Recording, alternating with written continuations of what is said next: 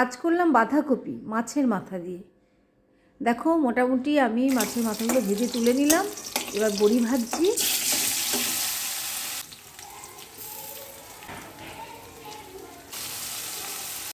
আলুটা মশলা দিয়ে ভালো করে কষিয়ে নিলাম। এবার কিছু কড়াইশুঁটি দিয়ে দিলাম বাঁধাকপি, দিলাম লঙ্কা, হলুদ, সব দিয়ে নাড়াচাড়া করে ভাজা মাছের মাথাটা দিয়ে দেব।